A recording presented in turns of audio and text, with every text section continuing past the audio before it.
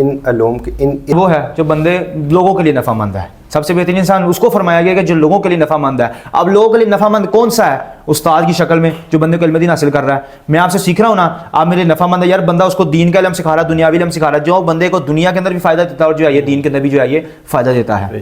تو عمر بھائی, ایک بندے نے علم حاصل کیا, وہ اس کے اوپر عمل بھی کر رہا ہے, تو اب اس سے سوال یہ پیدا ہوتا ہے کہ ایک شخص جو علم حاصل کر رہا ہے وہ اپنے معاشرے کے لیے کس طرح سے روشنی کا سبب بن سکتا ہے, کس طرح سے ان کو تاریکیوں سے نکال کر روشنیوں کی طرف لے کے جا سکتا ہے؟ دیکھیے اس کا میں جواب حدیث مبارکہ شروع کروں گا. حدیث مبارکہ میں آیا کہ بلغ عنی ولو آیا, سرکار صلی اللہ تعالی وسلم نے ارشاد فرمایا کہ پہنچا دو میری طرف سے اگرچہ ایک ہی آیت ہو. تو اس کا مطلب یہ ہے کہ بندے نے جو علم خود سیکھا ہے, خود حاصل کیا ہے, استاد کے ذریعے حاصل کیا, قرآن و حدیث سے جو علم سیکھا بندے نے, وہ بندہ اگر لوگوں تک پہنچائے یار ان کے علم میں بھی اضافہ ہو, اس بندے کو تو ثواب ملے گا ہی ملے گا, لیکن جس نے علم سکھایا اس کو بھی ثواب جو ہے یہ قیامت تک جو ہے اس کا, جب تک وہ عمل کرتا رہے گا اس کے اوپر جو ہے یہ جاری و ساری رہے گا. اسی طرح جب بندہ کوئی مثال ہے کہ بندے کو مسئلہ ہے نا, اب بندہ اس کو حل کرنے کے لیے علم کا استعمال کرے, نہ کہ اپنی عقل کے گھوڑے دوڑائے یا کسی بندے سے پوچھے یار جس کو علم بھی نہیں ہے, ایویں بس چھچو پانی کے اندر بندہ مذاق یا طنز یا طور پہ کوئی علم کی بات جائے پوچھ لے. اب بندہ اپنے علم کا استعمال کرے. اب نماز کے مسائل اب بندے نے اگر سیکھے ہیں تو اپنے نالج کو اس طرف لے کے جائیے, میں نے نماز کے مسائل سیکھے تھے, کہاں پر اس چیز کا بیان ہوا تھا, کہاں پر, یعنی کہ علم کا استعمال کرے. اور سب سے بڑی بات کہ بچوں کو علم دین سکھایا جائے, کیونکہ بچوں کے دل, کیونکہ بچے جو ہے نا, بچوں کا وہ عمر ہوتی ہے نابالغی کی کہ جو ان کے ذہن میں بٹھا دیا جائے گا نا, بڑے ہوتے تک ان کی فطرت میں جو ہے یہ شامل ہو جائے گا. بڑے ہو کر جو ہے یہ عادتیں بنتی ہیں, اور جو بچپن میں ہوتے ہیں یہ فطرت بنتی ہے. فطرت جو ہے یہ کبھی تبدیل نہیں ہوتی, اور عادت جو ہے یہ تبدیل ہو جاتی ہے. تو عمر بھائی, اب علم تو سیکھ لیا, ایک شخص نے علم حاصل کر لیا, تو اب کیا صرف اور صرف وہ علم ہی کافی ہے اس کے لیے, یا پھر علم اور عمل کے اندر توازن بھی ضروری ہے؟ علم انسان کا جو اصل مقصد ہے نا وہ یہ ہے کہ بندہ آخرت کے اندر کامیاب ہو جائے.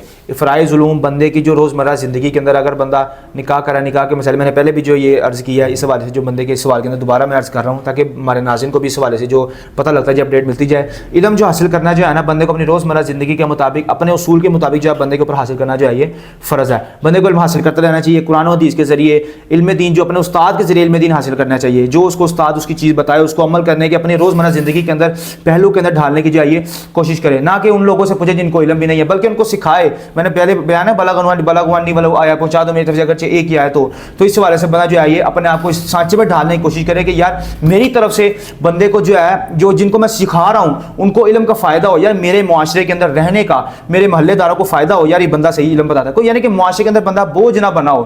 اب مثال ہے بندہ ایک بندہ جو ہے نا, مثال ایک بندہ فائدہ دے رہا ہے کسی کمپنی میں, کسی چیز کو میں بات کر رہا ہوں, مثال ہے میں آپ کو فائدہ دے رہا ہوں, یار آپ کو پتا ہے یار مجھے بندہ فائدہ دے رہا ہے, میرے کام کا بندہ ہے, اگر میں ویسے ہی آپ کے سرانے آ کے بیٹھا رہوں, کبھی ادھر کروں, یار بندہ میرے اوپر بوجھ بنا ہوا ہے. حالانکہ ایسا ہونا نہیں چاہیے, مسلمان کا بھائی ہے, سرکار صلی اللہ تعالیٰ نے فرمایا. لیکن میں آپ کو علمی طور پر جو ہے یہ عرض کرنا چاہ رہا ہوں کہ مسلمان کے ہونے کے ناطے ہمیں کسی دوسرے مسلمان کو کیا فائدہ پہنچانا چاہیے. تو اللہ تبارک تعالیٰ کو ہمیں دعا بھی کرنی چاہیے, وقل رب زدنی علما, اے میرے اللہ میرے علم کو جو ہے یہ بڑھا دے. حضرت مسلمانوں کے چوتھے خلیفہ حضرت علی رضی اللہ تعالیٰ عنہ کرم اللہ تعالیٰ وجہہ الکریم علم اور عمل دونوں میں کامل تھے. آپ نے نہ صرف علم دین سکھایا بلکہ اس کو عمل میں لانے کا نمونہ بنایا, جس کے اندر معاشرے کے اندر مزید بہتری جو ہے یہ آنا شروع ہو گئی. تو عمر بھائی, شیطان ایک ایسی چیز ہے, جب بھی آپ کوئی نیک عمل کرنے جاتے ہیں تو اس کی راہ میں رکاوٹ لازمی بناتا ہے. اسی طرح سے علم حاصل کرنا بھی ایک نیک عمل ہے. تو جیسے ہی ہم علم حاصل کرنے کی طرف جاتے ہیں تو شیطان کچھ نہ کچھ رکاوٹیں ضرور پیدا کرتا ہے تاکہ یہ بندہ جس طرف جانا چاہ رہا ہے یہ اس سے ہٹ جائے. تو اب سوال یہ ہے کہ علم حاصل کرنے میں صبر اور استقامت کیوں ضروری ہے؟ دیکھیے شاہ صاحب, اس کے اندر یہ ہے کہ علم جو ہے نا, علم اس کے لیے دو چیزیں بہت بیسٹ ہیں جو ہے, جو علم دین حاصل کرنے کے لیے بندے کو جو ہے یہ مائع کر سکتی ہیں. سب سے پہلی صبر اور دوسرا استقامت. بندہ جب صبر کرے گا نا تو استقامت آٹومیٹک اس کی جو ہے زندگی کے اندر شامل ہو جائے گی, کیونکہ صبر اور استقامت کے بغیر بندے کو علم حاصل نہیں ہو سکتا. بالکل پکی بات ہے. جو علم حاصل ہے, ہم ہمارے جو اولیاء اللہ ہیں, ولی اللہ ہیں, انہوں نے علم دین حاصل کیا, اتنا بڑا مقام آج بھی ان کا ذکر کرتے ہیں. انہوں نے کس لیے کیا؟ صبر اور استقامت کے ساتھ. لوگوں نے آپ کو بہت کچھ کہا, باتیں بھی کی, مارا بھی, سب کچھ کیا, لیکن آپ نے صبر اور استقامت کے ساتھ اللہ کے دین کی خدمت کی, علم دین حاصل کیا, تو اللہ تبارک و تعالیٰ نے آج صدیوں گزر گئی ہیں. اب دیکھ لے, جو بندے برے ہوتے ہیں, جنہوں نے برے کام کیے ہوتے ہیں, ان کو لوگ دنیا جانتی بھی نہیں ہے, کچھ بھی نہیں ہے, کہ بس برے نام سے جانا جاتا ہے, اگر جانا بھی جاتا ہے. لیکن ولی اللہ تبارک و تعالیٰ کا ایک ایسا کرم ہے ان کے اوپر کہ صدیاں گزر جاتی ہیں, کروڑوں صدیاں گزر جاتی ہیں, لیکن اللہ تبارک و تعالیٰ اشرف المخلوقات انسان کے دل کے اندر ان کی جو ہے یہ محبت کو جو ہے یہ پیدا فرماتا ہے.